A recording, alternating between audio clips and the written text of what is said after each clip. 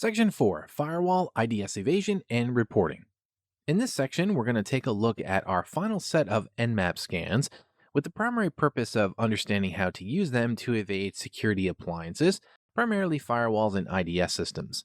From there, we'll revisit the XML Nmap output format, and we'll use XML, convert it to HTML, so that we can create and view a scan report. Now let's take a look at a few additional Nmap scans that can help us better map out our firewall rules and security appliances. With a few exceptions, up until now, we've only been discussing how to use Nmap when we've got unrestricted access to targets and networks. However, because there's a myriad of large-scale enterprise network configurations as well as logical and physical segmentations, we'll want and need to conduct an assessment on how attackers could possibly subvert our security appliances. Now, we can do this using the TCP ACK scan. This creates and sends a packet to the target with only the ACK flag being set. In response, unfiltered systems are going to respond with a reset packet for both open and closed ports, and Nmap labels them as unfiltered. This is required by the RFC. This means that ports are reachable by the ACK packet, but Nmap can't tell if the ports are open or closed. So if the ACK packet is dropped or an ICMP message is received in response, this means the port is filtered and Nmap is unable to tell if the port is open or closed. Now this scan's a little bit different than some of the other scans as it never will report a port is open. So the main purpose for the ACK scan is to scan firewalls and to determine their connection state and rule sets. Now how is this possible, you might ask? Well, typically this is because of how firewalls are able to filter certain packets. ACK packets are harder to filter because it's difficult to determine which side of the communication had initiated the conversation. As we know, per the TCP RFC in a three-way handshake, it's a SYN packet that's sent first by the initiator, followed by an ACK packet. To allow ACK packets belonging to a legitimate connection and block others, firewalls must statefully watch established connections to determine whether a given ACK response is appropriate. To determine whether a firewall is stateful or stateless, we could scan the host first with the SYN scan. Now, usually this is the first step towards appliance evasion. First, we try to understand the host as much as possible so that we can bypass it. So let's go ahead and run a SYN scan against our Windows host and determine if there's any type of firewall running. Now, to do this, we'll keep our scan output rather simple. We'll run it only against a few ports.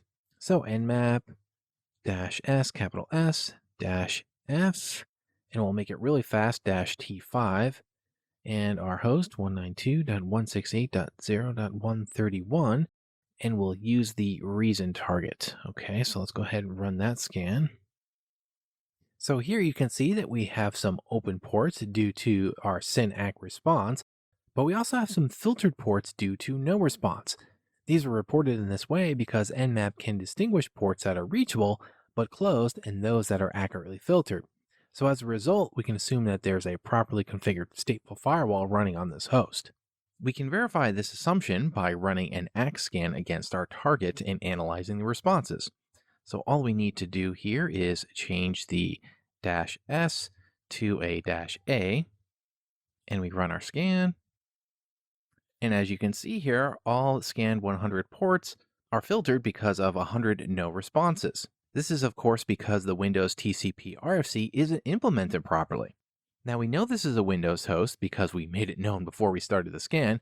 However, if this was a real scenario, we could use a series of SYN, ACK, service, and OS detection to confirm this is actually a Windows host, because knowing this information would be vital when we move on to the next step of our internal penetration testing, which would be exploitation.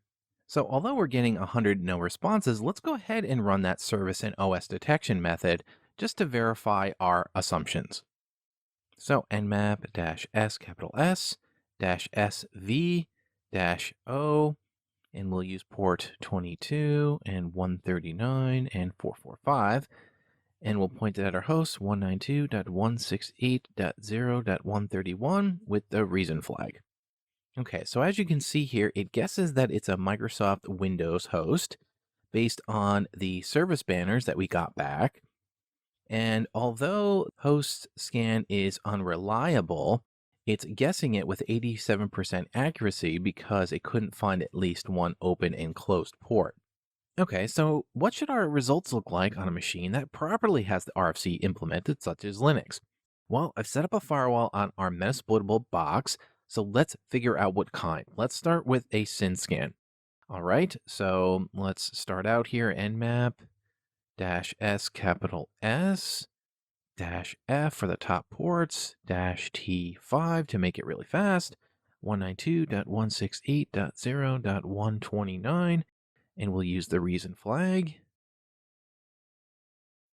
So here we get open ports. However, there are more that are filtered, so there is a firewall running. So let's go ahead and run our axe scan now.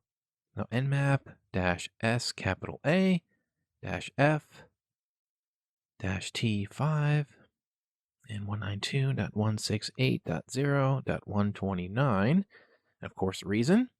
All right, run that scan. And now we get 98 no responses.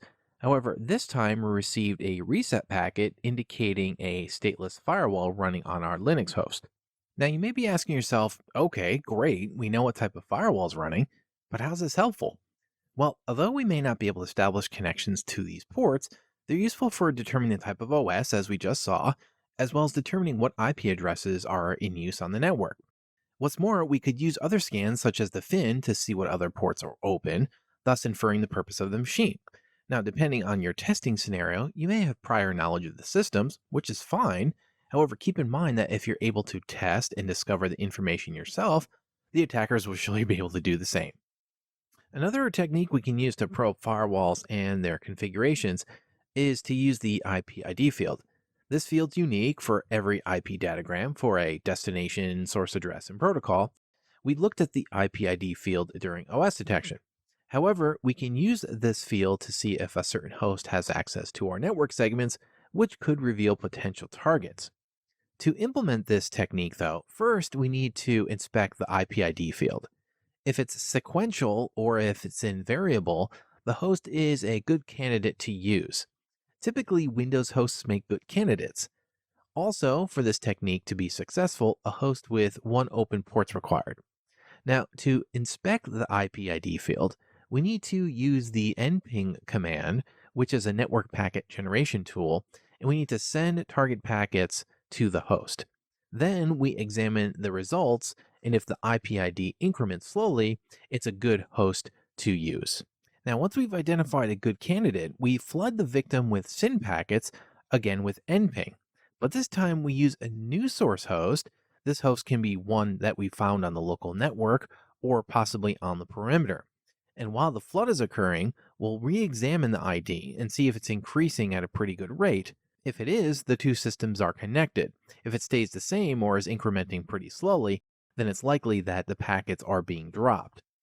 If the ID increases, then as a next step, we would spoof other trusted IP addresses to impersonate connected devices or networks and rerun our ping floods. However, we may need to make some educated guesses as to which addresses could be spoofed. Now, if the ID increases again when we flooded the target using the spoofed addresses, it means that those devices which we are impersonating are connected to the target host or network, and this could have the effect of revealing additional targets. During our internal assessment, we want to make sure we're probing our firewalls, of course, and attempting to subvert them.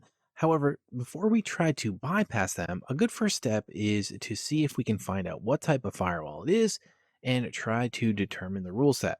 Now, in summary, we've got a few different methods, some we've talked about before, but in practice, we really want to start with a SYN scan. Not only can this reveal the open ports, but depending on the responses, we can see if those ports are filtered and get ideas to the firewall and platform it runs on. Now, if we aren't getting the desired results or we want to inspect them further, there are other scans available to us, such as the axe scan. This could return data such as if the firewall itself is stateful or not, and we could also attempt to discern the state with a fin or Xmas scan. Now, of course, these aren't the only methods. We should also remember to scan the UDP ports. Although this could take longer due to the connectionless state of the protocol, we want to try to solicit response by querying ports of well-known services. And lastly, you could also take advantage of the IP ID technique and use spoofed addresses to learn about connected devices and trusted networks. I should also note that there really isn't a silver bullet or defined process to probing firewalls. Typically, you'll have to make several attempts using different methods to get the desired results.